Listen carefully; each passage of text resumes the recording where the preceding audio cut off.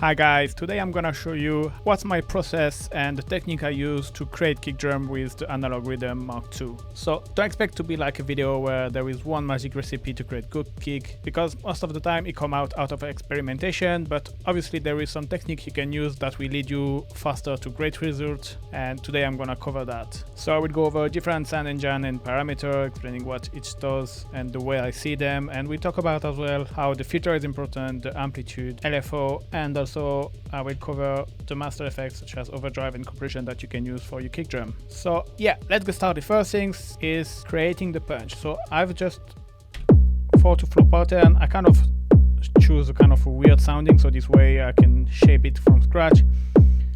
The first things I will do even before to start playing with the engine is to go to amp and to add a bit of overdrive, and I usually add around 5, just a little bit, just give this extra punch without distorting your kick.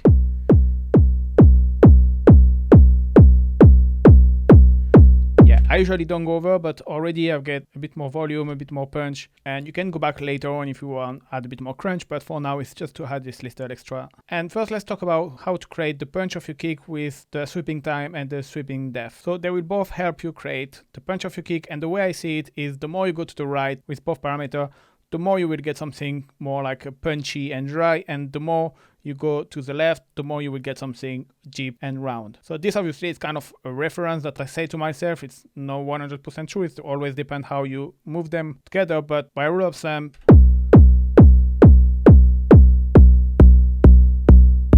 I start to get something more round and deep when I go down, and same if I go down with this one. If I bring a bit the tune down, if I go down I get something deep. If I go up I start to have more punch, and here the same. If I go to the right, let me bring down the tune.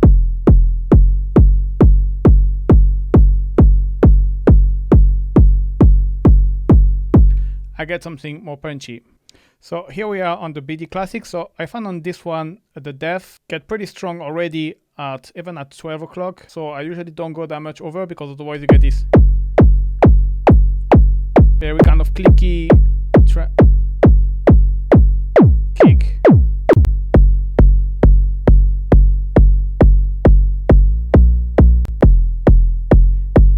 And then obviously you need to adjust the tune accordingly how you want to kick, and all 3 parameters you have to play together until you find something. So basically this sweeping macro, it's basically a pitch envelope applied to your kick, and the depth, you control the amount of this pitch modulation you want to be applied to your kick, and the sweep time is like how fast you want this envelope to react, so how fast you want the modulation. Something very slow, and then you get something super fast the more you go to the right.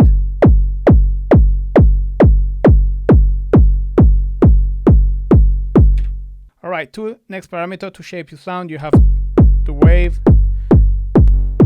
So you can switch between 0 is the sine wave, this I think it's a asymmetric sine wave, and this is a triangle. And then you have here, you have the click. Basically when it's off you can add a bit of click, and you can see there is the number under, it's basically the volume of your click.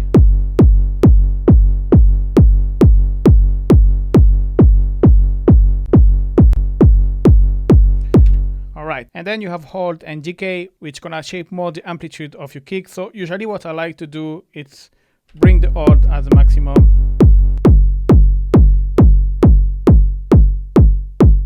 and then I control with the decay if I want something a bit more shorter. I do that because this way hold is kind of a sustain, so you get the kick full power and you can still control the length, rather than if you bring down the hold,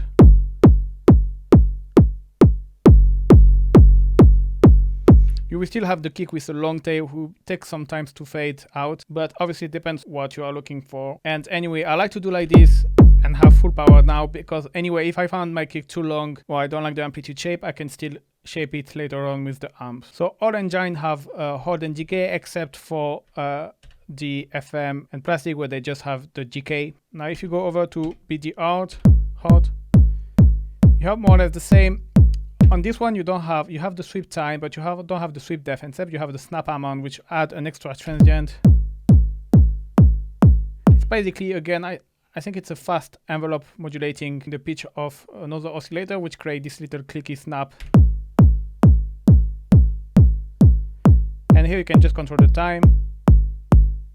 And like I say, the more you go to the left, you got something deep and round. The more you go to the right, you got something punchy and dry. Like a 909 basically. And this is more like a kind of 808. Here you have the tick, which is like the click level. Same than the one before, and you can again choose the waveform. Then quickly, let's go on the other. Here you have the FM. So you got the classic kick drum, so you can use the tune 3 times like with the PT out. But you can apply some FM amount here, which kind of add harmonics on top.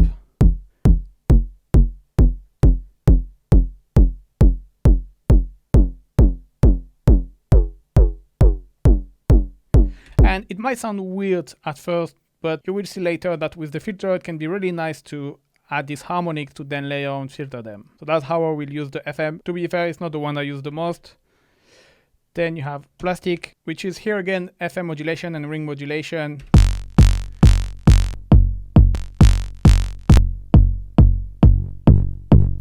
So here is just FM, and here with this mod is FM plus ring modulation. And here again, the idea is to add these extra harmonics that later you can filter on. I will come back to this later. And then you have still like the same parameter than before: tuning, sweep time, sweep depth, decay, and how much of this modulation you want. Then you have the SILKY one. I really love this one for this kind of nice 808 sounding. So you have hold, decay. Again, sweep depth, sweep time, and you can add some noise with the dust level and control the click here. And then you have BD sharp, which is kind of like classic one. You have just more like waveform, kind of having a sawtooth almost. And this again is great to be filtered after.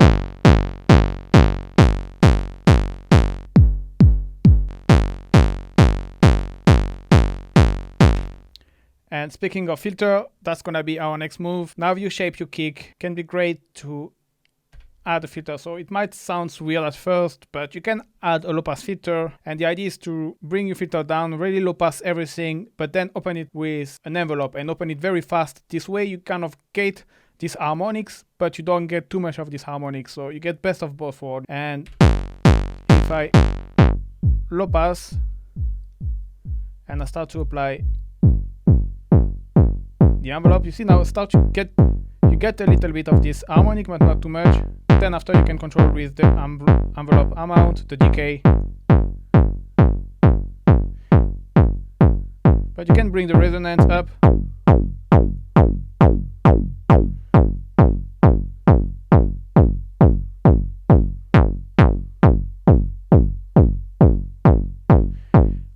And then what I like to do is then after you can come back obviously and switch the way you want maybe.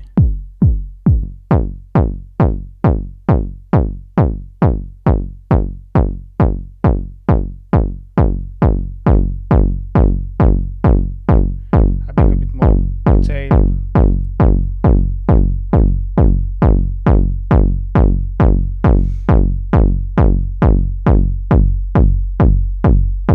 And if you shorten the decay, you see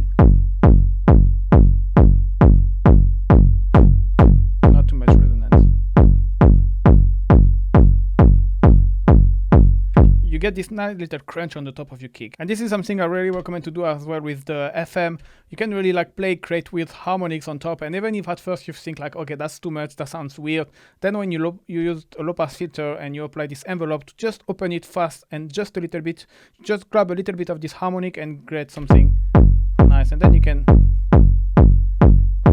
get something you like. So I like to use with the low pass filter, but I like to use with the high pass filter. But for that, I'm just gonna change the kick drum and I'm gonna go with the SILKY to have more like kind of a classic kind of 808. And now the idea is, instead of having that, I'm gonna have a high pass filter.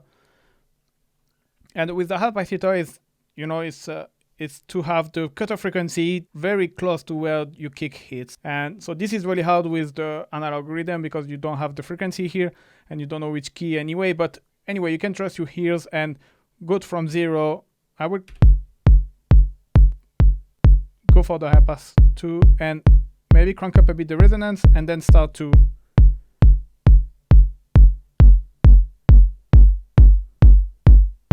you see how you get more low. You can abuse the frequency, the resonance, sorry.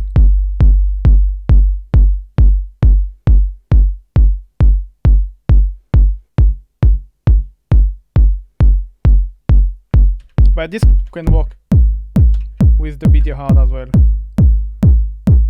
It's always a great way to accentuate the punch.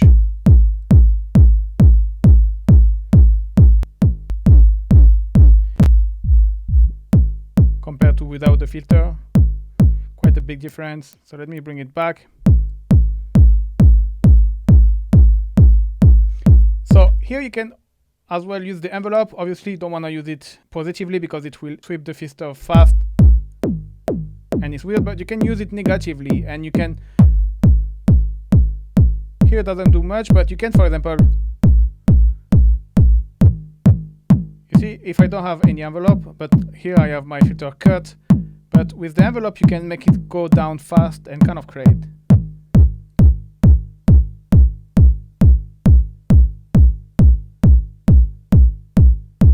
You can play with the decay again. And it's a different way to use it. I'm not sure if it really make a difference to go up to and then modulate and go down, but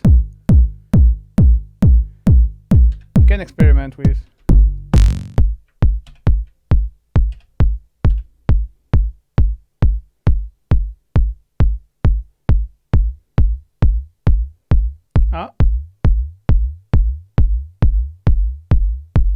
You kind of get a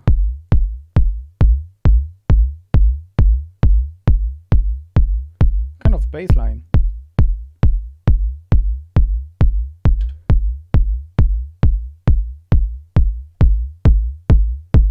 You get first the kick and then you get this pitch modulation, so it's doing like dude, which interesting. Yeah, then you have the bandpass as well. I rarely use it because usually you either lack of low frequency or high frequency, but you can again. Let me actually go back with the hard.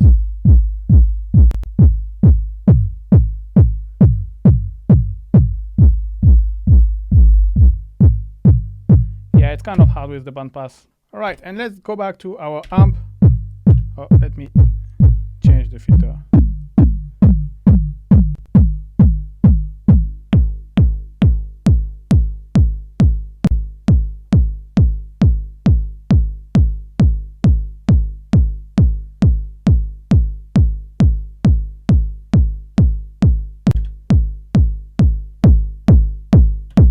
That's much better.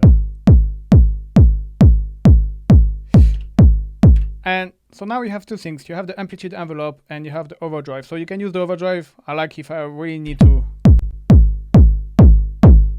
You see, if you go more than 5, usually you get a bit more of this harmonics from the overdrive, which can be nice. If you go a bit more.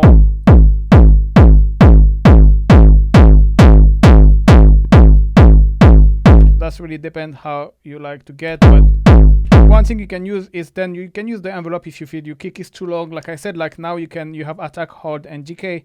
So what you can do is, for example, sometimes you want to use the bass line and you don't want your kick to be too long, obviously. So you want to shorten it, and you can obviously bring the hold to 1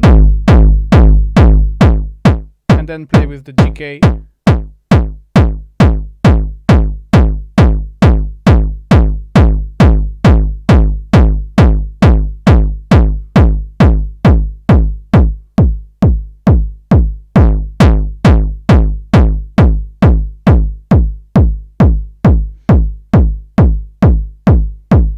and this way you don't have something too long. Then you have, if you want to add extra punch, you have a LFO, so you can, for example, add to the tune, which is gonna add another extra pitch modulation. So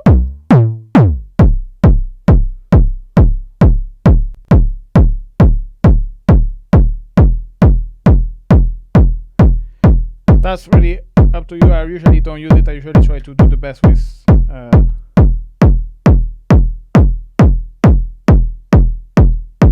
what I've got already, but yeah, can be great. You can use it as well to modulate the filter, but yeah, usually I don't use it that much. Then you have two extra SFX, which are distortion and compression. So you have the distortion, which is kind of more subtle, I would say, distortion than the one you got in the amp, the Overdrive. And these are more kind of master effects. So I guess they have been synced in a way that to be more subtle and to be able to be applied to an overall mix rather than a very hard driving distortion.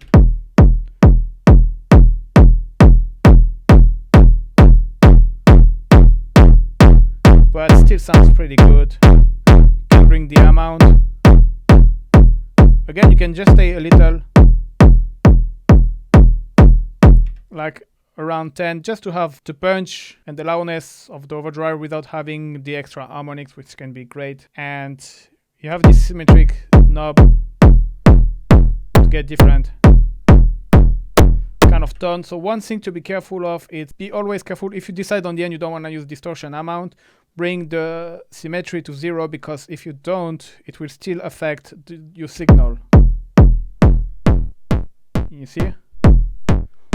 So that's happened to me at the beginning. I was bringing down the amount and I still have this weird distortion. I didn't know from where it was coming from. It was actually coming from there. One thing as well, usually when I use master SFX, it's usually when I start with the kick. So what I will do, I will usually resample it, because the setting of your master FX you want to apply on your kick might not be good for the rest of the track. For example, for your hats, that's happened that I was going too nuts with the drive on the master, and then it was crushing all of my hats, right? So it's better to resample your kick, and then after you bring back your settings to normal on your master effect. And then you have compressor, but if I'm being 100% honest, I never use it. I always feel compressor destroy my kick more than it really help. The thing is, compressor usually is to shape the dynamic, and I understand if you're a mixing engineer and you have to mix like acoustic drum, or if you have the stem and you cannot modify that, you can use the compressor to reduce the transient, accentuate the transient, reduce the tail, accentuate the tail of your kick. But in the case that you have the possibility to shape that, like for example, if you want to add transient to your kick, you can go there, add a bit of click, add a bit of snap. If you want to reduce the tail of your kick, you can just hit the TK and the hold. You don't really need a compressor, because you can already do everything what a compressor can do with an envelope, basically, or with your sound engine. But yeah, you can still maybe try to go nuts, and as a sound design purpose, like to really don't use it like to enhance your kick. If you have a good kick you like, I don't recommend to use the compressor, because it will not really add anything. But if you are more like in the sound design way, like let's say you have a kick you're not super happy and you want to try to find the crazy settings, like maybe you can then try, and I will put the mix at 100%. Attack, maybe you want to let the transient, so you go at 30%, or maybe no, actually release at 1, and then yeah, you can put the high pass filter so that the low frequency are not triggering the compressor, and then you can go down with your threshold and makeup gain. So now it sounds better. Obviously here is 100% compress, here is no compress. You have a longer kick, but I think it's a bit louder as well. You need to compare it to a similar loudness. What you can do is crank up the makeup gain to have this distortion. That can be nice.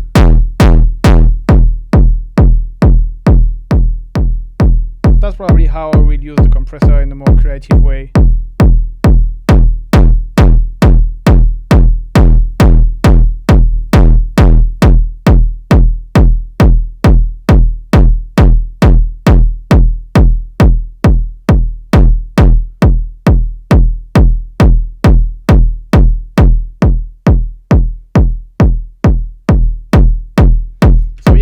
now it sounds a bit better with the compressor, but I think it's because I'm tricked by the loudness, and I've already done some trial, and when I was bringing back them both to the same level, like usually the one uncompressed was sounding better than the one compressed. You're just being fooled by the loudness.